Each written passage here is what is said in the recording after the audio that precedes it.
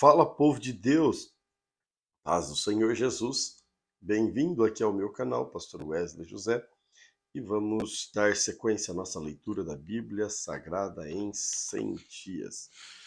Hoje iniciaremos nossa leitura a partir de Esther, capítulo 8, livro de Esther, capítulo de número 8. Aproveita essa oportunidade para incentivá-lo a inscrever-se aqui no canal, caso ainda não seja inscrito, e também compartilhar com algum outro irmão, outra pessoa que precisa ser edificado pela leitura da palavra de Deus. Vamos juntos incentivar o máximo de irmãos a estarem conosco neste projeto maravilhoso que é ler e ler a palavra de Deus. Querido Senhor, graças te dou por esta riquíssima oportunidade de estarmos neste instante a ler a tua palavra. Fala aos nossos corações, que o seu Espírito possa nos dar entendimento e compreensão da tua sagrada Escritura. Fica conosco. Amém. Esther capítulo 8. Naquele mesmo dia, o rei Xerxes deu à rainha Esther a casa e os bens de Amã, o inimigo dos judeus, e Mordecai foi apresentado ao rei, porque Esther contou que Mordecai era seu parente. Então o rei tirou seu anel sinete, que ele tinha tomado de Amã, e deu a Mordecai. E Esther nomeou Mordecai como administrador de todos os bens de Amã.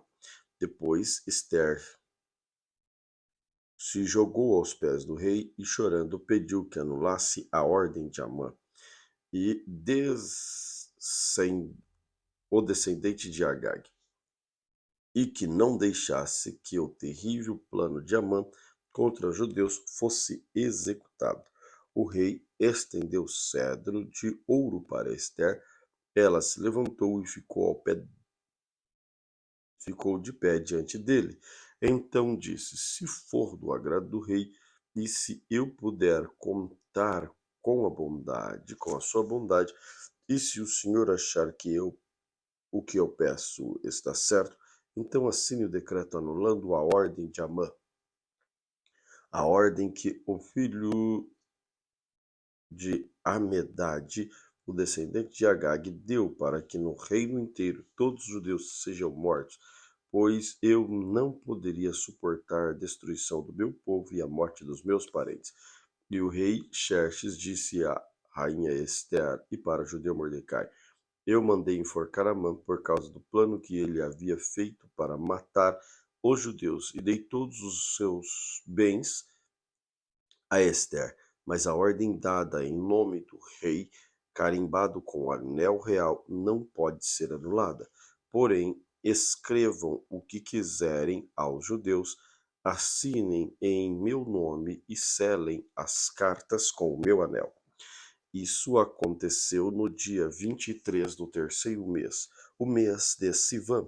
Mordecai mandou chamar os secretários do rei, editou um decreto aos judeus, aos representantes do rei e aos governadores das províncias e aos chefes dos vários povos em todas as províncias no reino, que eram 127 ao todo e iam desde a Índia até a Etiópia. O decreto foi traduzido para todas as línguas faladas no reino, e cada tradução seguia a escrita usada em cada província. O decreto foi copiado também na língua e na escrita dos judeus. As cartas foram escritas em nome do rei, carimbadas com o anel real e levadas por mensageiros montados em cavalos criados nas estrebarias do rei. Nas cartas, o rei dava autorização aos judeus de todas as cidades do reino para se organizarem e se defenderem contra qualquer ataque. Se homens armados de qualquer povo ou qualquer província do reino atacassem os judeus, estes podiam combatê-los e matá-los. Podiam acabar com todos os seus inimigos, até mesmo as mulheres e as crianças, e ficar com os seus bens. Em todas as províncias os judeus tinham ordem para fazer isso no dia marcado para a matança, isto é, o dia 13 do 12º mês, o mês de Adar. Uma cópia da ordem do rei Uma cópia da ordem do rei devia ser publicada como lei de ser lida em público em todas as províncias, para que no dia marcado os judeus estivessem prontos para se vingar dos seus inimigos. O rei deu ordem aos mensageiros, montaram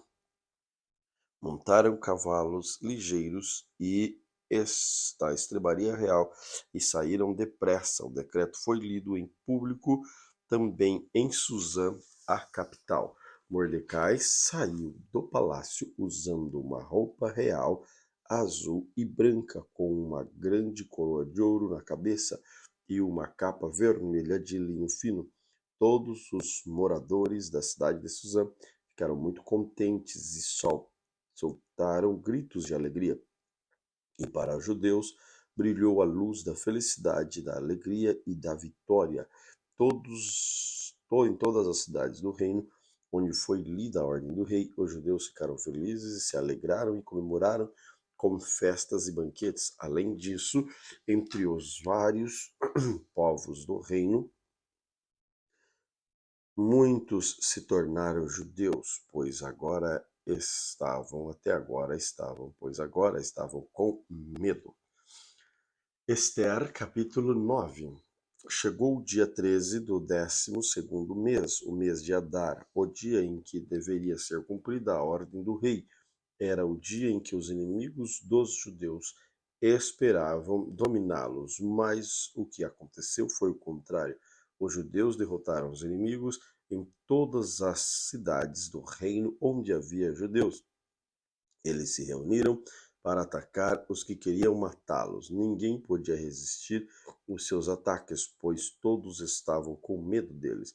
Todos os oficiais das províncias, isto é, os chefes dos vários povos, os representantes do rei e os governadores das províncias, ajudaram os judeus, pois tinham medo de Mordecai. A fama dele se havia espalhado pelo reino e todos sabiam que ele tinha muita autoridade no governo, e o poder de Mordecai ia aumentando cada vez mais. Portanto, os judeus fizeram com os seus inimigos o que queriam, mataram todos com as suas espadas, não deixaram ninguém escapar. Em Suzã, a capital, eles mataram 500 homens, mataram também os 10 filhos de Amã, filhos de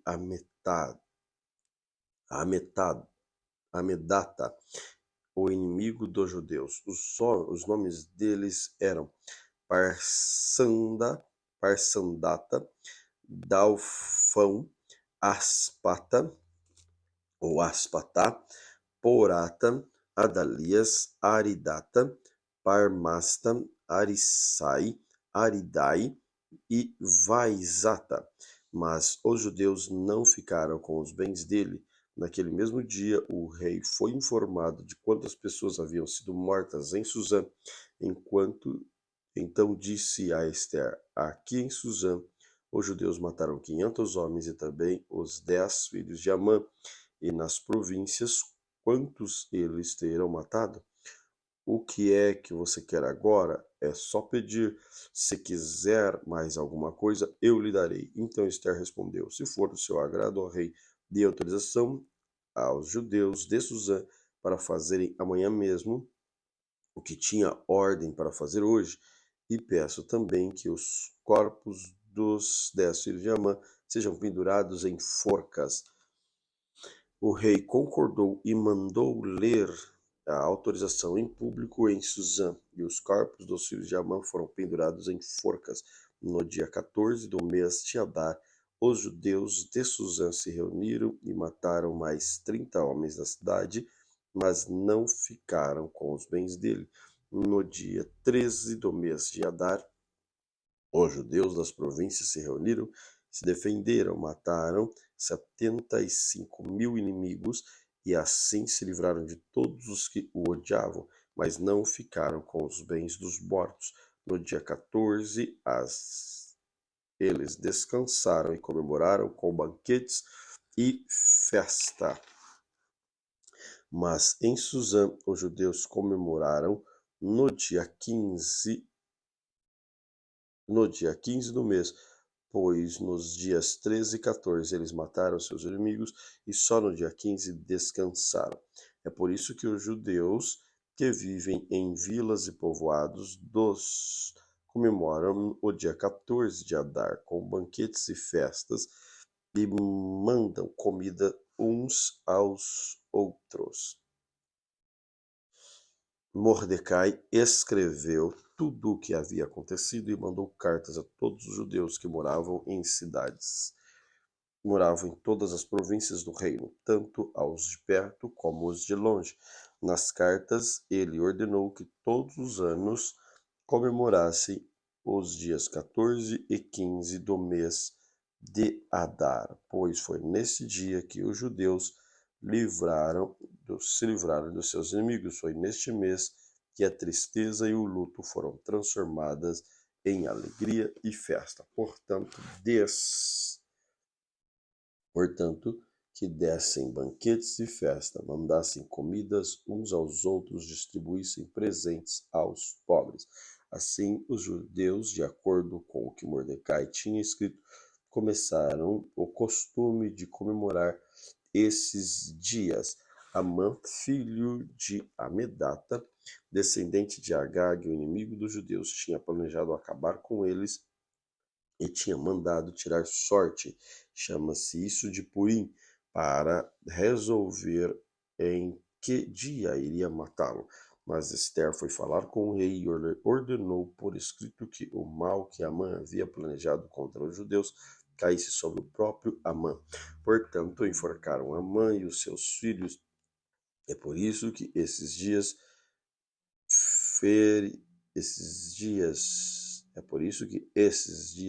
feriados são chamados de Purim,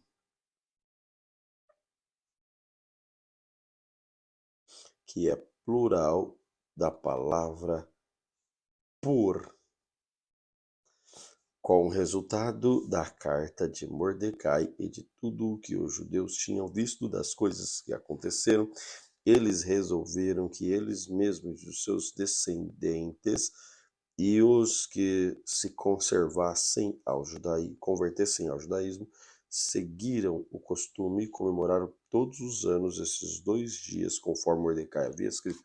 Ficou resolvido que daí em diante toda a família judaica em toda a cidade das províncias do reino comemoraram a festa do Purim, para que os judeus lembrassem sempre do que havia acontecido. Nunca, em qualquer época, deixaria de comemorar a festa do Purim. A rainha Esther, filha de Abiail, também escreveu uma carta junto com o judeu Mordecai, dando todo o apoio à carta de Mordecai. Já havia escrito a respeito da festa do Purim. Cópia da carta foram mandadas a todos os judeus das 127 províncias do reino, desejando-lhe paz e prosperidade, e confirmando que a festa do Purim deveria ser comemorada nos dias marcados, assim como havia marcado para si mesmo e para os seus descendentes dias de festas e de jejum. Eles deveriam seguir essa ordem do judeu Mordecai e da rainha Esther. A ordem de Esther comandando as instruções para a comemoração de Purim foi escrita num livro. Esther, capítulo 10. O rei Xerxes obrigou os moradores do seu reino, tanto do litoral como do interior, a fazerem trabalhos forçados. Todas as grandes e maravilhosas coisas que Xerxes fez, e também a história completa de como colocou Mordecai num alto cargo do seu governo, tudo está escrito nos livros da história dos reis da Média e da Pérsia. O judeu Mordecai ocupou a mais alta posição do reino, logo abaixo do rei Xerxes. Mordecai era administrador e estimado por todos os judeus. Ele fez tudo o que pôde pelo bem-estar do seu povo e pelo progresso da sua raça. Livro de Jó. Jó número 1. Na terra de Uz morava um homem chamado Jó. Ele era bom e honesto, temia a Deus e procurava não fazer nada que fosse errado. Jó tinha 7 filhos e 3 filhas, e era dono de 7.000 ovelhas, 3.000 camelos, 1.000 bois e 500 jumentas. Tinha também um grande número de escravos. Enfim, já era o homem mais rico de todo o Oriente. Os filhos de Jó iam às casas uns dos outros e davam banquetes, cada um por sua vez, e as 3 irmãs eram sempre convidadas para esses comes e bebes. Quando terminava uma rodada de banquetes, Jó se levantava de madrugada e oferecia sacrifícios em favor de cada um dos seus filhos. Para purificá-los, Jó sempre fazia isso porque sempre pensava que um dos seus filhos poderia ter pecado e ofendido a Deus em pensamento. Chegou o dia em que os servidores celestiais vieram apresentar-se diante de Deus. O Senhor, no meio deles, veio também Satanás. O Senhor perguntou: De onde você vem vindo? Satanás respondeu: Estive dando uma volta pela terra, passeando por aqui e por ali.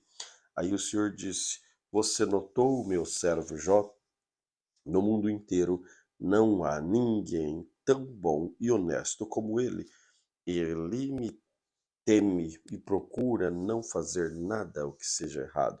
Satanás respondeu: Será que não é por interesse próprio que Jó te teme?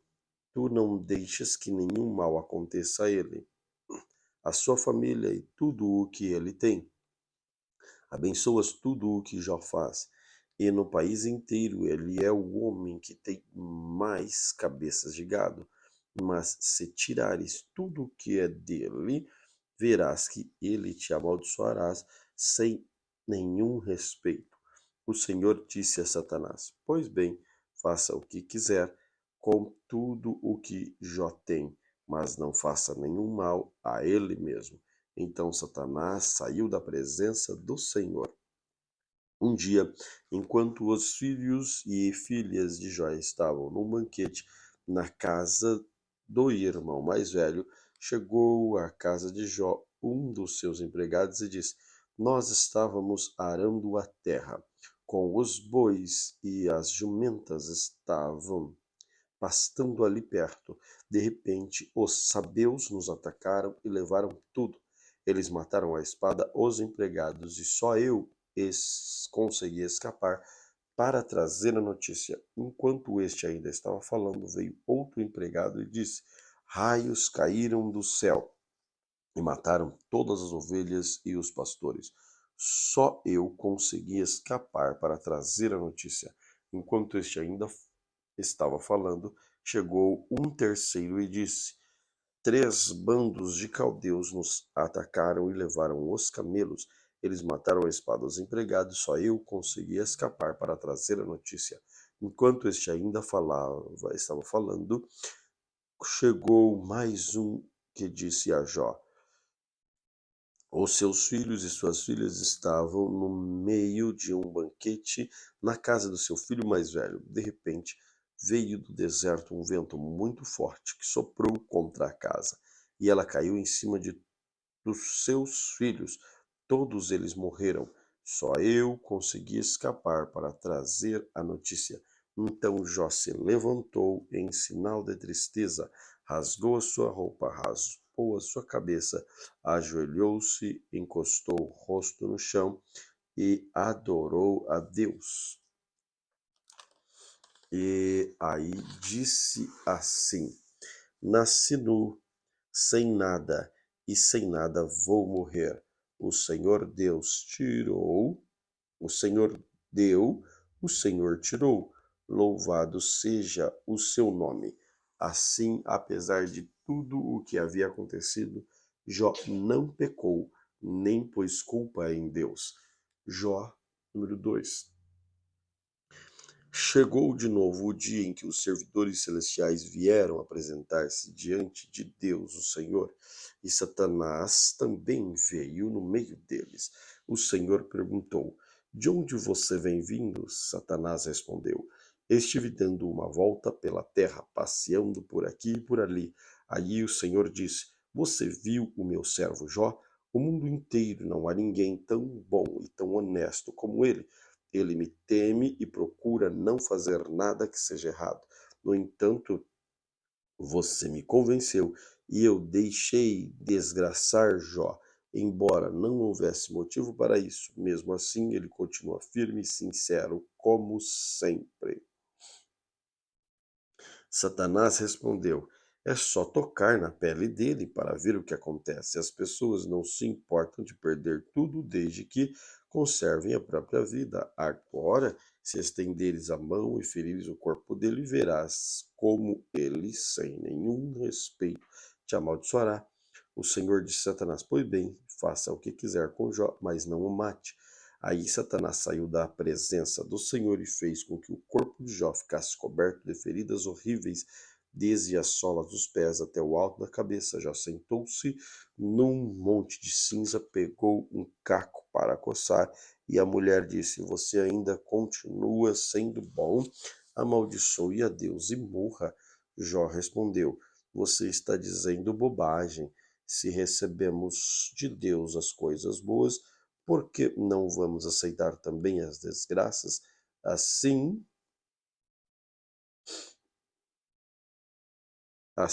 apesar de tudo, Jó não pecou, nem disse uma palavra contra Deus.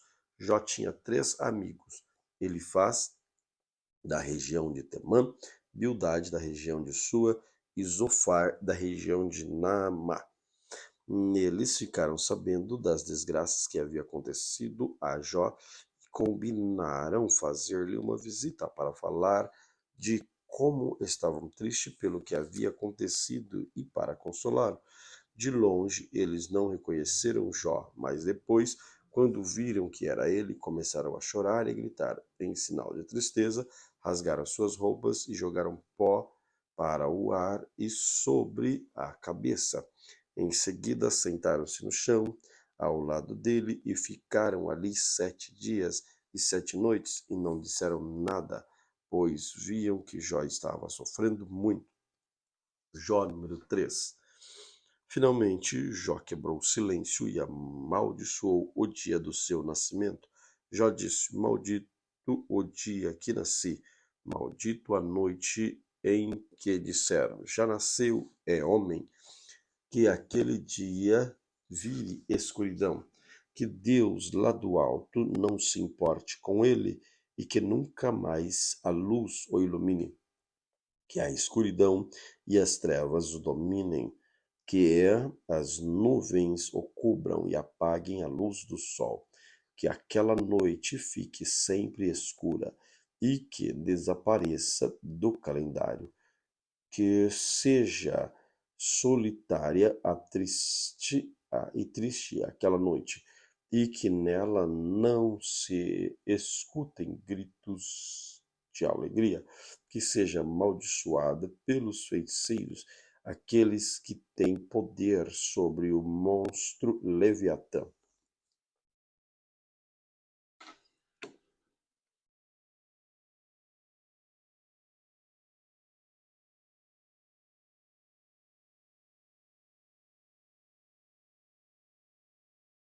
Versículo 9: Que escureça as estrelas da sua manhã, que se espere a luz e a luz não venha, e que a sua madrugada não chegue, pois ela deixou que minha mãe me desse a luz, e não me poupou de todo este sofrimento?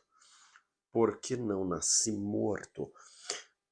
Por que não morri ao nascer? Por que a minha mãe me segurou no colo? Por que me deu o seio e me amamentou? Se eu tivesse morrido naquele momento, agora estaria dormindo, descansando em paz. Estaria como reis de altas autoridades que construíram palácios antigos, ou estaria com governadores que encheram a sua casa de ouro e de prata. E se a minha mãe tivesse tido um aborto às escondidas, eu não teria existido. E seria como as crianças que nunca viram a luz do dia. Na sepultura acaba a agitação dos maus. Ali repousa os que estão cansados. Ali os prisioneiros descansam juntos. Já não ouve mais os gritos do capataz. Ali estão os importantes e os humildes. Os escravos ficam livres dos seus donos, porque os infelizes continuam vendo a luz. Por que deixar que vivam os que têm coração amargurado? Eles esperam a morte e ela não vem. Embora desejem mais do que riquezas, eles ficam muito alegres e felizes quando, por fim, descem à sepultura. Deus os faz caminhar às cegas e os cerca de todos os lados. Em vez de comer, eu choro. Os meus gemidos se derramam como água. Aquilo que eu temia foi o que aconteceu, e o que mais me dava medo me atingiu. Não tenho paz, nem descanso, nem sossego, só tenho agitação.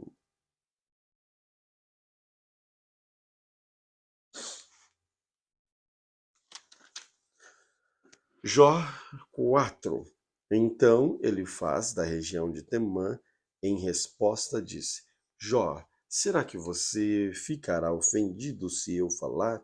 Mas quem é que pode ficar calado? Você ensinou muita gente e deu força a muitas pessoas desanimadas. Quando alguém tropeçava, cansado e fraco, as suas palavras o animavam a ficar de pé. Mas agora que chegou a sua vez de sofrer, como é que você perde a paciência e a coragem? Se o seu temor a Deus não lhe dá confiança, a sua vida correta não o enche de esperança. Você lembra de alguma pessoa inocente que tenha caído na desgraça? Ou de alguma pessoa honesta que tenha sido destruída? Tenho notado que os que aram campo da maldade e plantam sementes de desgraça só colhem maldade e desgraça. Como uma tempestade, Deus os destrói na sua ira. Eles rugem como um leão feroz, mas Deus os faz calar e lhes quebra os dentes, assim como os leões que não podem caçar, eles morrem de fome e os seus filhos se espalham.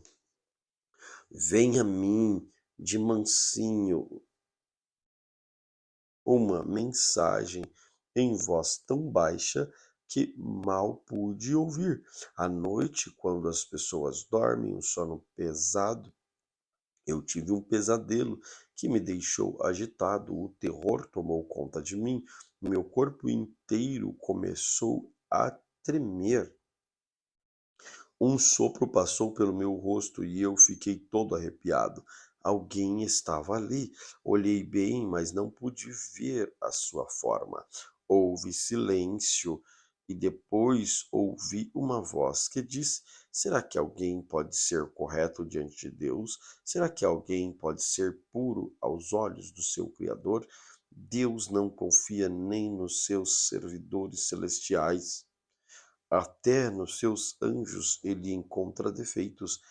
Então você pensa que ele vai confiar nos seres humanos, que são feitos de barro?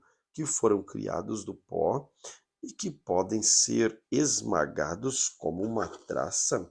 Podemos estar vivos de manhã, mas de tarde morremos para sempre, ninguém se importa. A nossa vida se acaba como cai uma barraca e morremos sem termos alcançado a sabedoria. Jó 5. Grite, Jó. Veja se alguém responde. Que anjo vai chamar?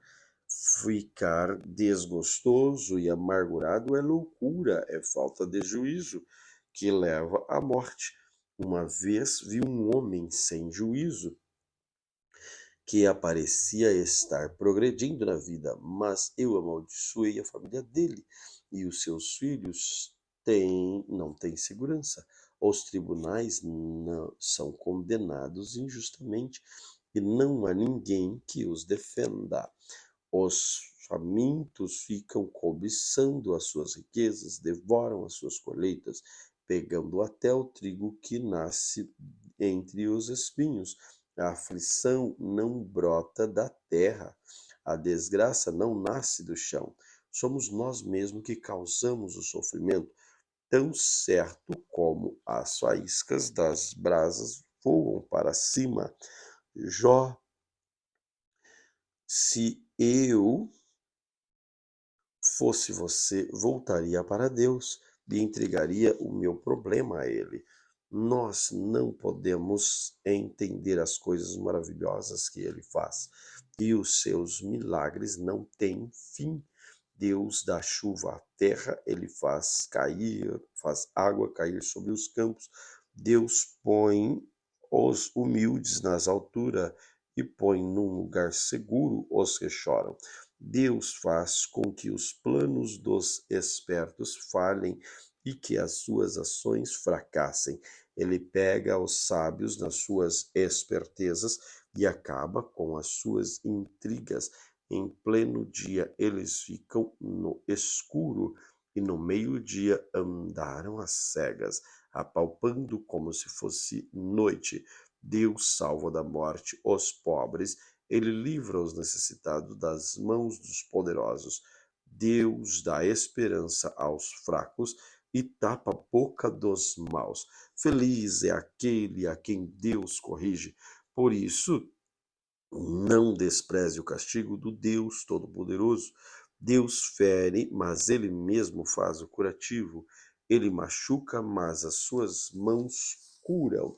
Em vez após vez, Deus salvará você do perigo e não deixará que nenhum mal lhe aconteça. Em tempo de fome, Deus não deixará que você morra. Em tempo de guerra, Ele salvará da espada. Ele protegerá das más línguas, você não terá medo quando houver destruição.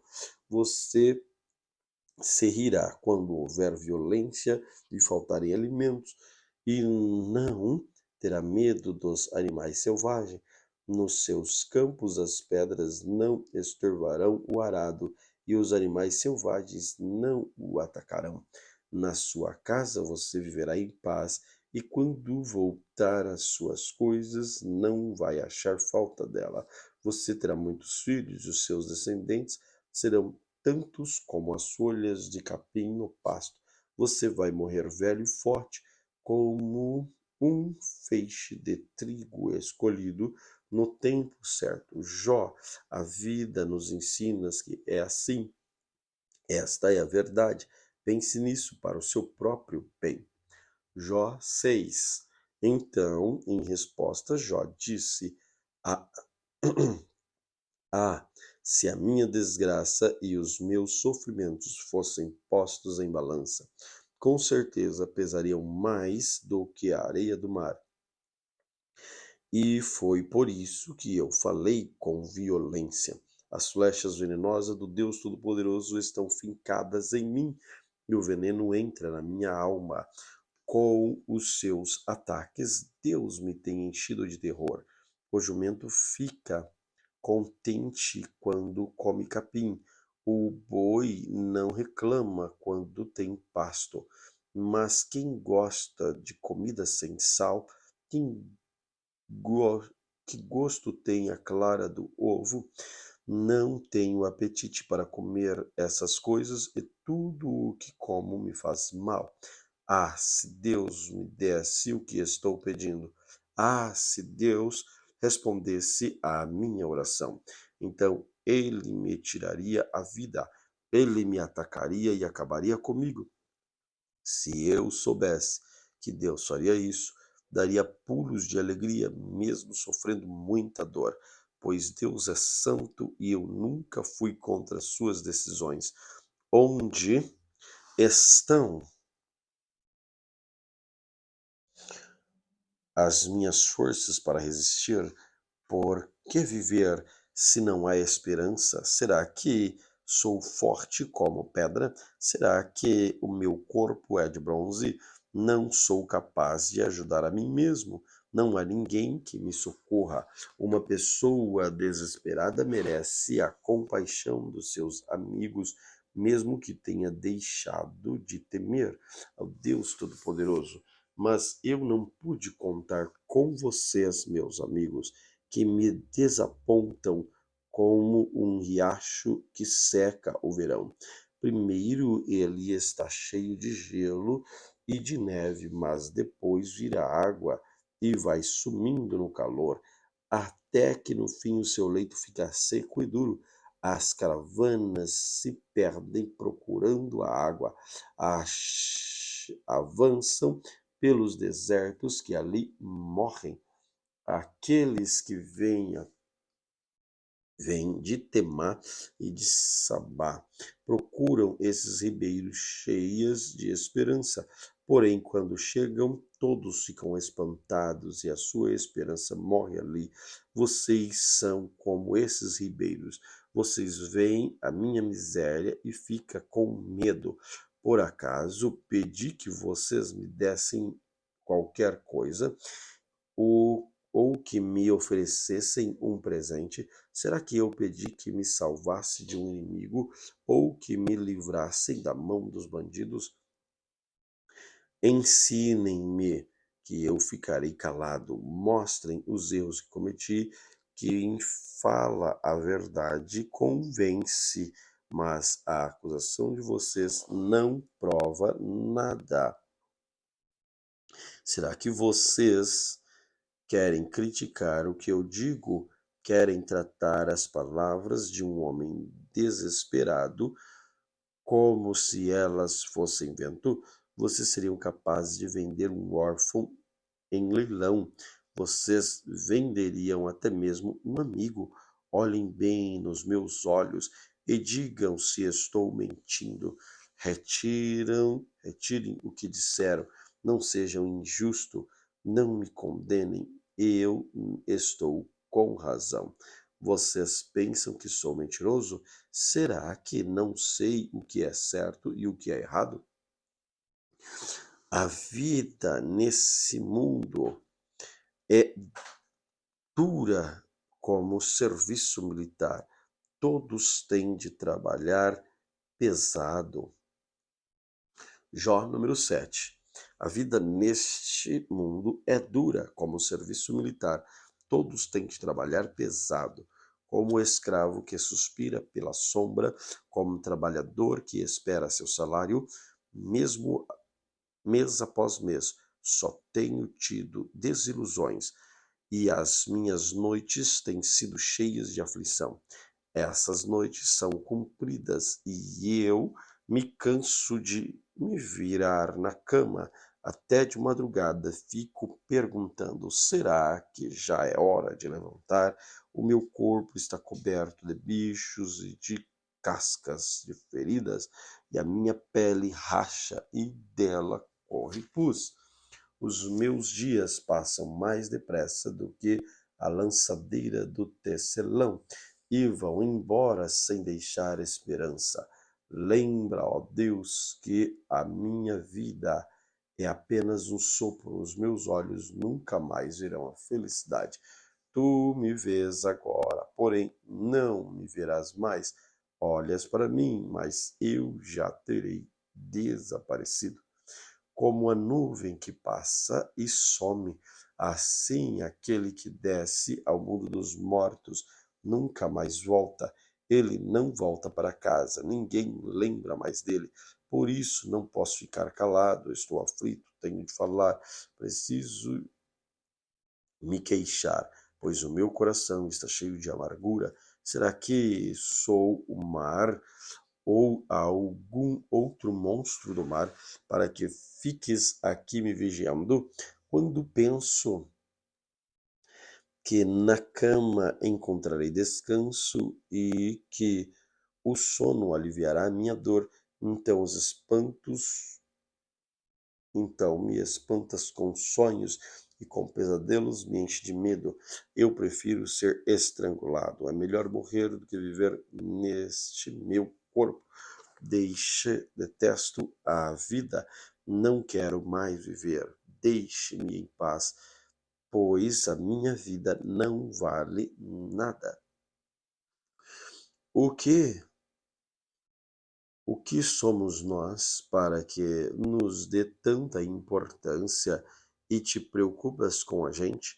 Porque nos vigia todos os dias e todo instante nos faz passar por provas?